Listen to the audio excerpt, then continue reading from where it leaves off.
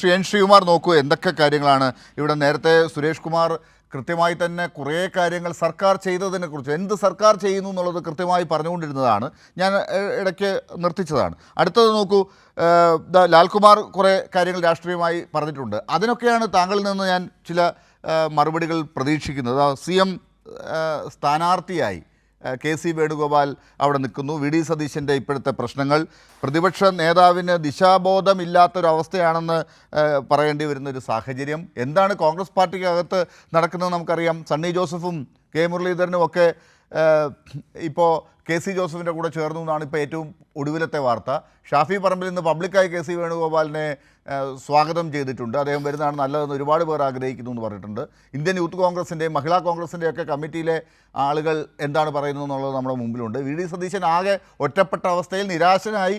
Red അലർട്ടിനേക്കാൾ മുകളിൽ വല്ലതുമുണ്ടോ എന്നുള്ളതാണ് ഇനിയിപ്പോൾ നമ്മൾ അന്വേഷിക്കേണ്ടത്. അതിൻ്റെ ആ അവസ്ഥയിലാണ്.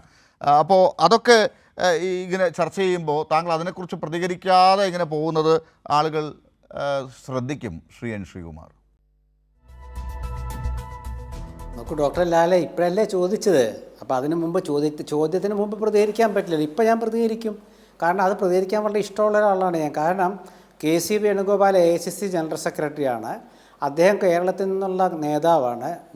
KC പ്രസിഡൻ്റായിരിക്കെ നന്ദാവനം ക്യാമ്പിൽ വെച്ചിട്ട് പോലീസുകാരെ ഇടിച്ച് അദ്ദേഹത്തെ ക്രൂരമായി മർദ്ദിച്ച് പുറത്തേക്കിട്ട ഒരു ചരിത്രം അദ്ദേഹത്തിനുണ്ട്. അപ്പോൾ അദ്ദേഹം കേരളത്തിൽ അന്നത്തെ CPMൻ്റെ ഒരു ബാക്കി പത്രമായ ഇന്നത്തെ പിണറായി ഗവൺമെൻറ്റിനെ പുറത്താക്കാനായിട്ട് ഇനിയുള്ള ഒരു വർഷം അദ്ദേഹം കേരളത്തിൽ സജീവമായിട്ടുണ്ടാവും. അദ്ദേഹം ഇന്നലെ നടത്തിയ പത്രസമ്മേളനം നിങ്ങളൊന്ന് കാണിക്കണം പറ്റുമെങ്കിൽ. അതിൽ അദ്ദേഹം വ്യക്തമായിട്ട് എടുത്തു പറഞ്ഞ കാര്യമുണ്ട്. ഞാൻ കേരളത്തിൽ സജീവമാകും എന്ന് വെച്ചാൽ ആ കസേര ചൂണ്ടിയിട്ടല്ല, ആ കസേരയിൽ ഇരിക്കാനല്ല. ആ കസേര എന്ന് വെച്ചാൽ മുഖ്യമന്ത്രി കസേര, ആ കസേരയിൽ ഇരിക്കാനല്ല എന്ന് 3 or 4 വട്ടം അദ്ദേഹം പറഞ്ഞിട്ടാണ് ഇത് പറഞ്ഞത്. കാണിക്കില്ലെന്നും എനിക്കറിയാം. മീഡിയക്കാർ ചോദിക്കുമ്പോൾ പറയണ്ടേ, അല്ലാണ്ട് മുഖ്യമന്ത്രിയെ പോലെ മിണ്ടാതെ പോകാൻ പറ്റില്ലല്ലോ. പത്രലേഖകർ ചോദിച്ചു, അപ്പോൾ അദ്ദേഹം ഉത്തരം പറഞ്ഞു. നേരെ മറിച്ച് നമ്മുടെ മുഖ്യമന്ത്രി ആണെങ്കിൽ ഉത്തരം പറയില്ല. പത്രലേഖകർ ചോദിച്ചുകൊണ്ട് അതാണ് അതിന് വലിയ പ്രാധാന്യമില്ല എന്ന് മാധ്യമപ്രവർത്തകർക്കും അറിയാം, അങ്ങനെ ചോദിക്കുന്നവർക്കും അറിയാം. മുഖ്യമന്ത്രി പറയുമ്പോൾ അവർ മിണ്ടാതെ കേട്ടോണ്ട് പോകും, പിന്നെ ചോദിക്കില്ല.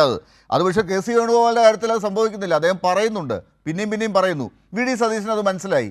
അപ്പോഴാണ് അദ്ദേഹം പറഞ്ഞത് റെഡ് അലർട്ടാണ് എന്ന്. KC വേണുഗോപാലിനോടൊരു ചോദ്യം ചോദിച്ചു. വേണുഗോപാലും മറുപടി പറഞ്ഞു. അപ്പം നിങ്ങൾ പറഞ്ഞു മറുപടി എന്താ പറഞ്ഞത് കാര്യം ചോദിച്ചു. മറുപടി പറഞ്ഞില്ലെങ്കിൽ പറയും എന്താ മറുപടി പറയാതെന്ന് ചോദിക്കും. അതൊക്കെ സാധാരണ പറഞ്ഞോ, കൈരളിയല്ലേ പറഞ്ഞോ. VD സതീശനോട് ചോദിച്ചു. അപ്പോൾ സതീശന് മനസ്സിലായി ഇത് ലക്ഷ്യം വേറെയാണ്. കാരണം ശ്രദ്ധ തിരിക്കാൻ ഈ സ്വർണ്ണക്കൊള്ളയും അതുപോലെ തന്നെ അതിദാരിദ്ര്യവും പെൻഷനും ശമ്പളം ഇല്ലാത്ത കാര്യവും ഒക്കെ കൂടെ വഴിതിരിച്ചു വിടാനാണെന്ന് മനസ്സിലായപ്പോൾ സതീശൻ പറഞ്ഞു കേരളത്തിൽ നിന്ന് റെഡ് അലർട്ടാണെന്ന് പറഞ്ഞു. എന്ന് വെച്ചാൽ അത്ര ഉള്ളു കാര്യം. അത് തമാശയാണ്. അതായത് ഈ സ്വർണ്ണക്കൊള്ളയിൽ നിന്നും മറ്റ് മോശപ്പെട്ട കാര്യങ്ങളിൽ നിന്നൊക്കെ ശ്രദ്ധ തിരിക്കാൻ വേണ്ടി കുറേ നല്ല കാര്യങ്ങൾ ചെയ്യുന്നു ഈ സർക്കാർ. ശ്രദ്ധ തിരിയട്ടെ എന്ന് വെച്ചിട്ട് കുറേ പെൻഷൻ കൊടുക്കുന്നു, കുറേ അതിദാരിദ്ര്യമില്ലാത്ത സംസ്ഥാനമാക്കി കേരളത്തെ മാറ്റുന്നു. ഇത് കൊള്ളാമല്ലോ. ഇങ്ങനെയാണെങ്കിൽ ഇത് കുറേ ഉണ്ടാകട്ടെ എന്നാണ് എൻ്റെ പ്രാർത്ഥന. നോക്കൂ ലാലേ, ഞാൻ നേരത്തെ പറയേണ്ടതെന്ന് വെച്ചാൽ ഈ അതിദാരിദ്ര്യം പറഞ്ഞു തുടങ്ങിയിട്ട് ഇപ്പം വേണമെങ്കിൽ അഡ്വക്കേറ്റ് സുരേഷിന് വേണമെങ്കിൽ ഓർമ്മയുണ്ടാവും, ഡോക്ടർ ലാലിനും ഓർമ്മയുണ്ടാവും. ഈ അതിദാരിദ്ര്യം പറഞ്ഞുവിട്ട് 1.5 വർഷമായി. അത് ഈ പഞ്ചായത്ത് തെരഞ്ഞെടുപ്പിന് മുമ്പുള്ള കേരള പ്രവരെ കാത്തിരിക്കേണ്ട കാര്യമില്ലല്ലോ. ഒരു വർഷം അന്നേ പറയുന്നത് 2025 November 1 എന്നാണ് അന്നേ പറഞ്ഞത്. താങ്കൾ ശ്രദ്ധിക്കാത്തതുകൊണ്ടാണ്. ഞാൻ ശ്രദ്ധിച്ചോണ്ടാണ് പറഞ്ഞത്. അതല്ല ഞാൻ പറഞ്ഞ ഇപ്പം ലാല് ശ്രദ്ധിച്ചില്ല. അന്ന് പറഞ്ഞത് അതിദാരിദ്ര്യം മുക്തമാക്കാൻ വേണ്ടി ഈ പഞ്ചായത്ത് തെരഞ്ഞെടുപ്പിന്റെ മുമ്പുള്ള നവംബർ വരെ കാത്തിരിക്കേണ്ട കാര്യമില്ലല്ലോ. അത് വേണ്ട, നിലമ്പൂർ ലോക്സഭാ തെരഞ്ഞെടുപ്പിനെ ചെയ്യാമായിരുന്നു എന്നൊക്കെയാണ് താങ്കൾ പറയുന്നത്. എപ്പോഴെങ്കിലും എന്തെങ്കിലുമൊക്കെ തെരഞ്ഞെടുപ്പ് ഉണ്ടാവില്ലേ സാർ? തെരഞ്ഞെടുപ്പിന്റെ കാര്യം പറയണോ ഇതിനകത്ത്? November 1 കേരള തെരഞ്ഞെടുപ്പ് 5 വർഷം കൂടുമ്പോൾ ഓരോ തെരഞ്ഞെടുപ്പ് എൻ്റെ കാഴ്ചപ്പാടിലുള്ളൂ. 5 ആണ്ട് കൂടുമ്പോൾ ഓരോ തെരഞ്ഞെടുപ്പ്, പഞ്ചായത്ത് തെരഞ്ഞെടുപ്പ് 5 ആണ്ട് കൂടുമ്പോൾ, മറ്റെല്ലാം 5 വർഷം കൂടുമ്പോൾ. അപ്പോൾ ഇത് കഴിഞ്ഞ വർഷം മുഖ്യമന്ത്രി പറഞ്ഞു അടുത്ത നവംബറിൽ, എന്ന് വെച്ചാൽ ഡിസംബറിൽ പഞ്ചായത്ത് തെരഞ്ഞെടുപ്പാണ്. ഇത് ആരോടാണ് ഇതൊക്കെ പറയുന്നത് എൻ്റെ ഡോക്ടർ ലാലെ? ഇതൊക്കെ ജനങ്ങൾക്ക് മനസ്സിലായതുകൊണ്ടാണ് ആ നിലമ്പൂർ ഓടിച്ചു വിട്ടത്. മനസ്സിലായല്ലോ. അല്ല, ഇങ്ങനെ തെരഞ്ഞെടുപ്പില്ലാത്തൊരു വർഷം നോക്കിയിട്ടാണെങ്കിൽ 2 കൊല്ലത്തിൽ കാര്യങ്ങളെല്ലാം ചെയ്തു തീർക്കണം. ഒരു സർക്കാർ അധികാരത്തിലേക്ക് വന്നാൽ ആദ്യത്തെ 2 കൊല്ലം കഴിഞ്ഞാൽ പിന്നെ 3 വർഷവും ഓരോ തെരഞ്ഞെടുപ്പുകളുണ്ട്.